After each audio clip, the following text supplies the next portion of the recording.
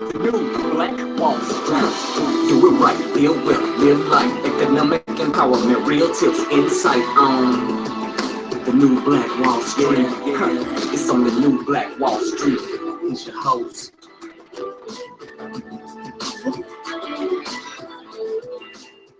All right, my beautiful people, good morning, good morning, good morning. Wake up, get out and get something this morning. Thanks so much for tuning in. This is ERGJ, your certified financial educator, here from ERGJ Enterprise. We're back with the new Black Wall Street Book Club. We're actually going through the book, The 48 Laws of Power. That's right. It's Saturday, but we keep on going because we got so much to fill up in this little brain of mine. I got so much I want to get in here. That's right. And this is the deal, guys. We're reading this book. We're on the 8th law. And so what we're learning, guys, is we're learning something called strategy. Everybody put in the comments below strategy. And here's the deal. You want to learn how to actually apply these strategies in your life, but you also want to understand when they're being applied against you. That way you can make the necessary or the course corrections so that you don't get manipulated by these laws of power. And so today's episode is brought to you by True Detergent. That's right, True Detergent, Black-owned and manufactured right here in the Atlanta area. We're doing free delivery to your doorstep in the Atlanta area. Just give us a call, 678-851-2400. 678-851-2400. This is 101 ounce bottle for $15. This means it's 15 cents per wash. True Detergent, make the switch. And if you are in the Atlanta area and you want to go ahead and get your bottle of True Detergent, well, there's a link. I got an online order available now, baby. We're making moves. So if you want to get it and you're not in the Atlanta area, you just want to order it online, well, there's a link in the description above that you can do your True Detergent online order. No excuses. Make the switch. What's going on, Crystal, Grand Rising, Miss Lady? Everyone, black is beautiful. That's right. And so we got a couple of things available for you as well. So I just mentioned True Detergent, right? And it's Black-owned and manufactured. You got the chance to get it delivered free to your house if you're in the Atlanta area, or you can actually order it online, or you can learn how to become a distributor yourself. Now, here's the deal, guys. What we are doing is we are cutting out Walmart. We're cutting out Amazon. We're saying we are going to be our own distributors. Maybe you want to learn how to do that. Maybe you want to learn how to make a little change, get another little stream of income by becoming a distributor. Well, there's an opportunity for you to learn that, and we're going to teach you at our investment session. So there's a link there above to sign up for the True Investment Session, where you too can learn how to actually become a distributor, and you can actually become the Walmart, become the Amazon. We want to control every portion of the pipeline, from manufacturer to the distributor to the customer. We need to own and control. Everybody put in the comments below, own and control. You want to own and control every step of the pipeline. What's going on, Bobby Blue? Good morning. Thanks so much for tuning in. Also, we have Club Millie. That's an opportunity for you as well. If maybe you're saying, hey, I want to get into this thing called investing. I want to learn about the stock market. Well, maybe you don't want to do it by yourself, but you want to learn with a group. It's something that's powerful about learning together. Everybody put in the comments below, together. That's right. We're going to learn together. The way that you can do that is by joining a group that always talks about money. And that's going to be Club Millie. It's where we're going to help 1,000 people save and invest $1,000 this year. And maybe you are going to be one of the 1,000. Well, you can just click on the link above, and you can sign up for a session where you can learn everything you need to know about Club Millie. Or you go to www.ergj.net, where you can actually sign up and become a member today. And we got a lot of sessions coming up this week. We also have a session for the Valentine's Day as well. So we're going to be talking about how we're going to be looking for opportunities to profit off what people are going to do anyway. We know they're going to go to the store and buy chocolate. We know they're going to take their boo out to the restaurant anyway. We know they're going to buy jewelry for their significant other anyway. And what we're going to do is be looking for companies that tend to benefit from Valentine's Day. We're going to do that on Valentine's Day as well. So you can actually sign up for that session if you want to find out what this thing called Club Millie is all about and why they keep coming together to talk about money. And maybe you want to join in on the conversation that we're changing at the kitchen table. But anyway, you know why we're here, guys. We're here to actually go through the 48 laws of power. We're on law number 8. I know you don't have a lot of time. I don't have a lot of time. It's law number 8 today. Let's get it. Bobby Blue in the building. BB. Law number 8, man. You want to make other people come to you. What? Yeah. You want to make other people come to you. You want to use bait if necessary. This is a little strategy where you want to have people playing on your field. Think about it. Whenever Donald Trump wants to meet someone, they always got to go to Trump Towers. Why is that? He's making people come to him. And so there's a strategy here where you get people off of their territory and then get to people in your territory, and you can control the negotiations. You want to make people come to you. Use bait if necessary. Now, here's the judgment. When you force the other person to act, you are the one in control. Repeat that again. When you force the other person to act, you are in control. It's always better to make your opponent come to you, abandoning his own plans in the process. Lure him with fabulous gains, then attack. You hold the cards. What's going on, Benjamin? Mr. Chester in the building. Hey, man. I like that little cigar you got in your picture, man. Make you look like an OG, man. You're an OG. When you force the other person to act, you are the one in control. Here are your keys to power this morning, family. All right, how many times has this scenario played itself out in history? An aggressive leader initiates a series of bold moves that begin to bring him much power. Slowly, however, his power reaches a peak, and soon everything turns against him. His numerous enemies band together, trying to maintain his power. He exhausts himself, going in this direction and that, and inevitably he collapses. The reason for this pattern is that the aggressive person is rarely in control. The aggressive person is rarely in control. He cannot see more than a couple of moves ahead, cannot see the consequences of this bold move or that one, because he is constantly being forced to react to the moves of his ever-growing host of enemies and to the unforeseen consequences of his own rash actions. His aggressive energy is turned against him. Listen to this, guy. He said because he's constantly being forced to react. So I got to ask you guys, do you find yourself in a position where you're proactive or reactive? Again, are you proactive or reactive? Everybody put in the comments below, be proactive. See, too many of us, we find ourselves on the reactive stage. Someone does something and we react. Something happens in the market and we react. We can know what's coming up, right? I tell us all the time when it comes to money, I'm like, hey, here's what's coming down the pipe. We know what's coming down the pipe, but we still don't proactively put ourselves in a position of power. We react instead, and we get the short end of the stick. I'll repeat that again. We don't proactively put ourselves in a position of power. So therefore, we react to what's happening, and we always get the short end of the stick. You want to be proactive. If you see it coming, then you want to prepare for what's coming ahead. Now, you got to ask yourself, what's coming? We got number 45 in presidency. What's coming? He's buying up all these planes and from Boeing and Lockheed. What's coming? Well, I done told you time and time again. If you don't know by now, I don't know what to tell you. But hey, here's the deal. Be proactive. In the realm of power, you must ask yourself, what is the point of chasing here and there, trying to solve problems and defeat my enemies if I never feel in control? Wendy B is in the building. Lee Gant, what's going on? Vanetta, why am I always having to react to events instead of directing them? That's my question for you today. Why do we always have to react to events instead of directing them? I want you to put yourself in a position of power where you are actually directing the events that are happening in your life. You want to be in control of the events that are happening in your life. The answer is simple. Your idea of power is wrong. Woo! Your idea of power is wrong. You have mistaken aggressive action for effective action. Everybody put in the comments below effective action. You have mistaken aggressive action. See, we think that the person that's aggressive is the one that's in control, when the reality is it's the person that's sitting back watching you get all flustered, and you are the one that's actually out of control, and they actually controlling you. Because guess what? The person who controls the emotions of someone else, that's the person that's in control. So if you find yourself getting all mad, sad, bad, busted, disgusted, running amok, that means that you're out of control. We know how it is. Think about a baby, for example, right? Start whining, crying just because you won't pick them up. They're out of control.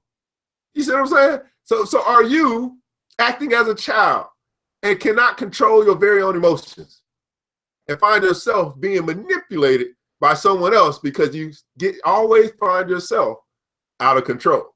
Aggressive action is not necessarily effective action.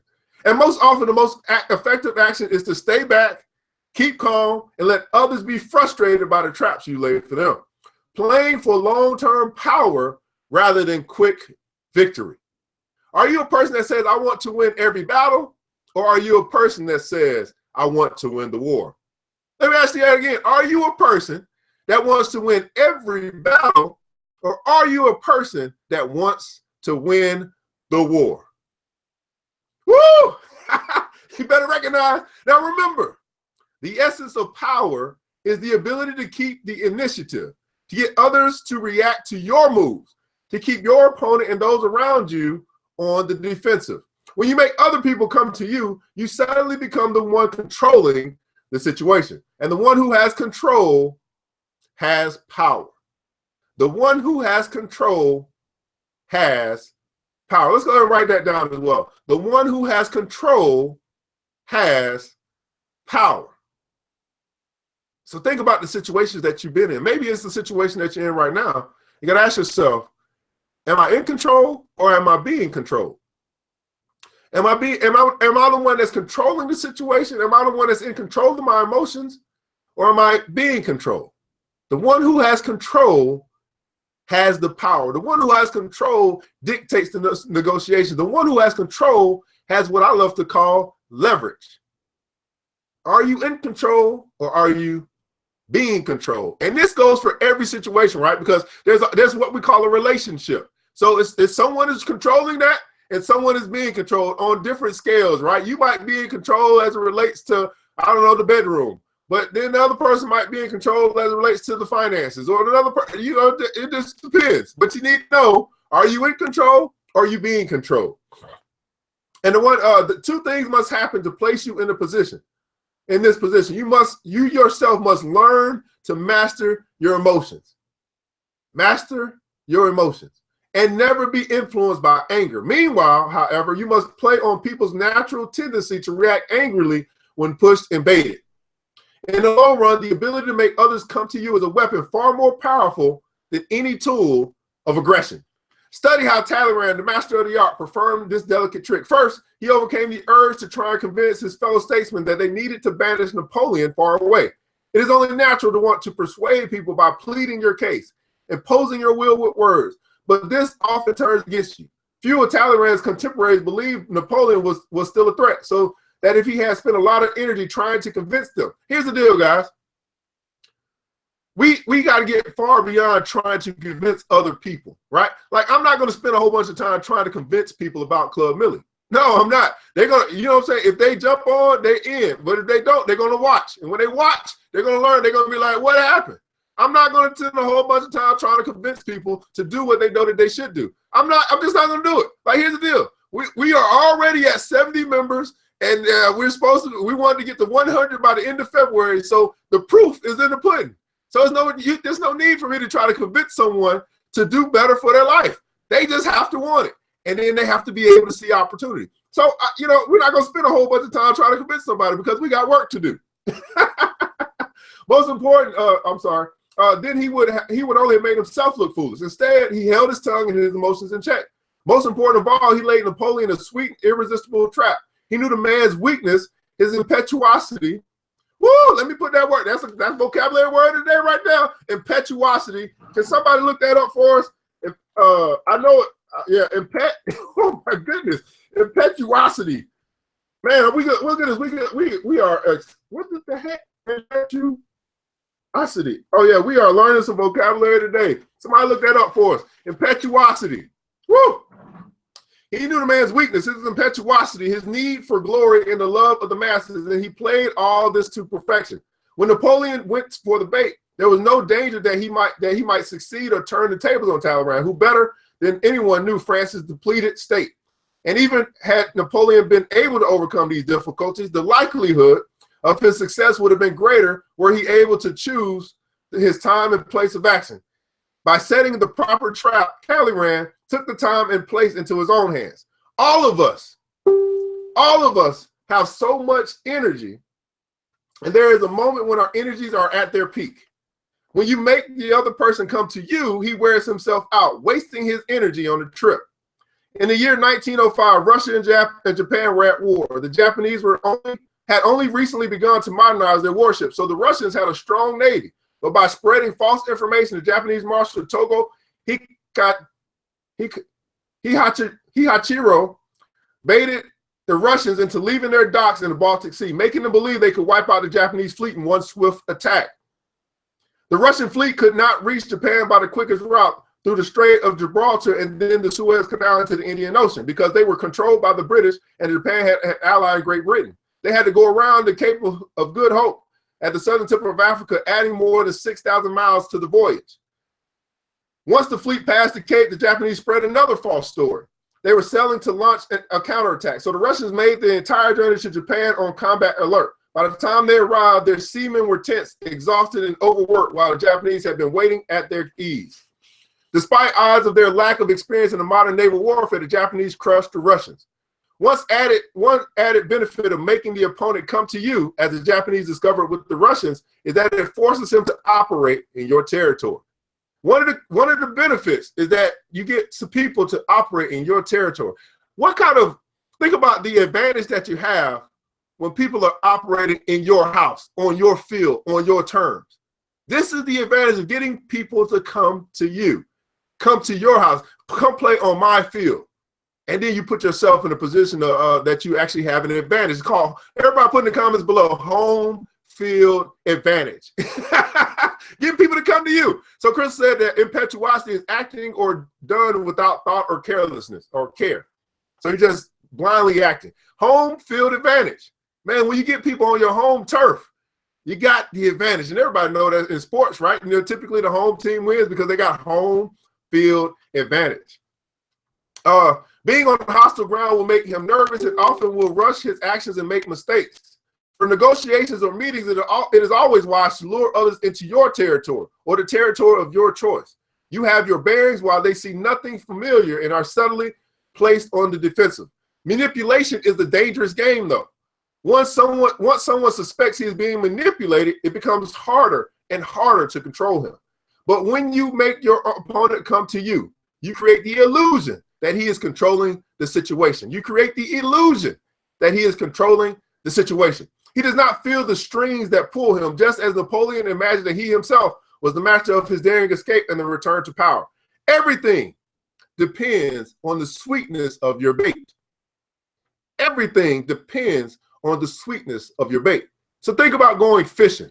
You're fishing for men. Maybe you're fishing for sales. Maybe you're a business person. You're fishing for a customer or a client.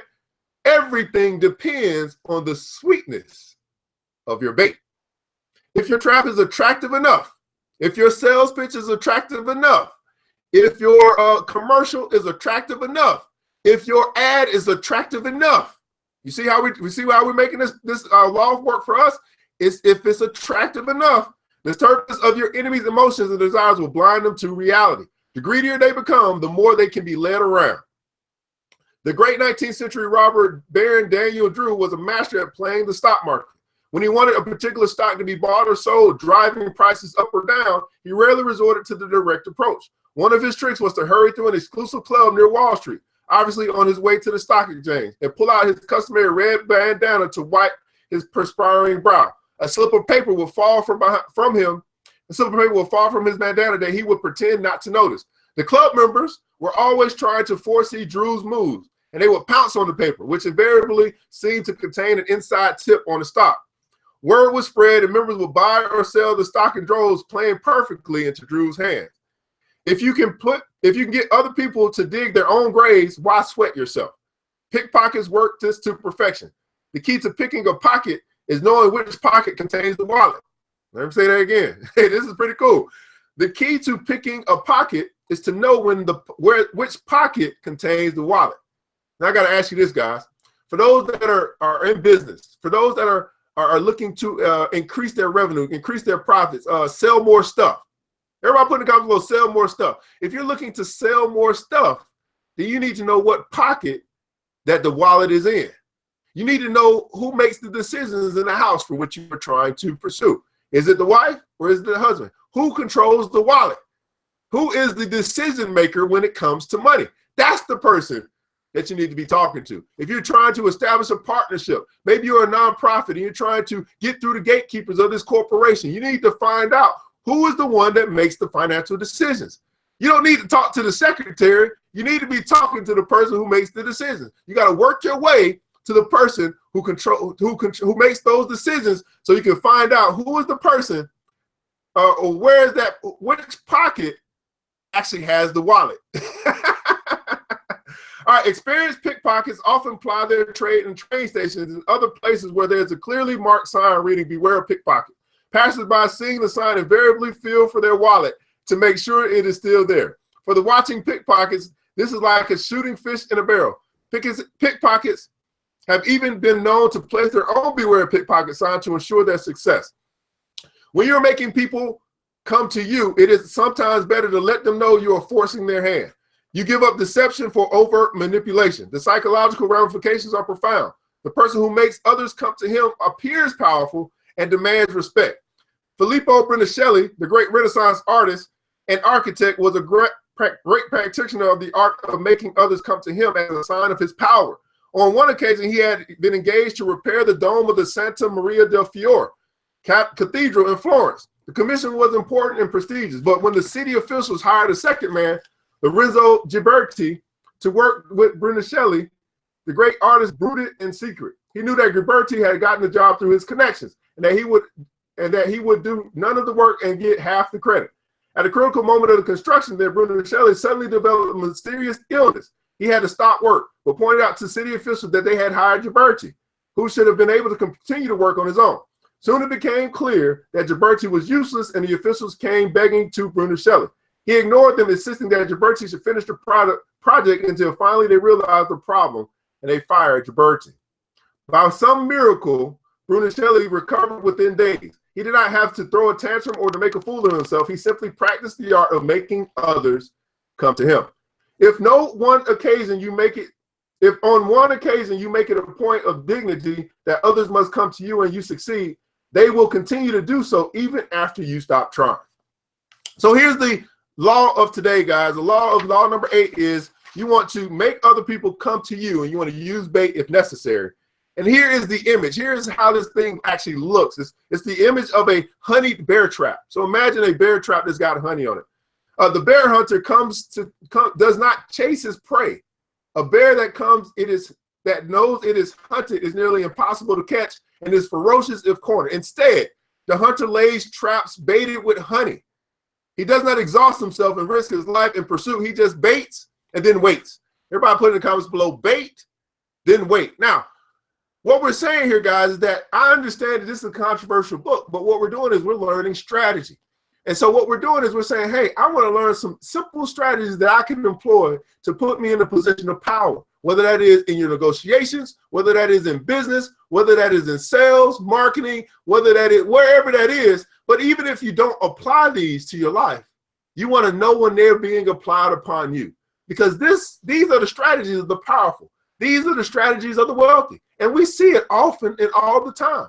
But are we the ones that fall into these traps? Are we the ones that take the bait? Are we the ones that go after that carrot on the string? Or are we the ones that says, oh, wait a minute, I see what trick you're trying to play. You're not going to get me this time.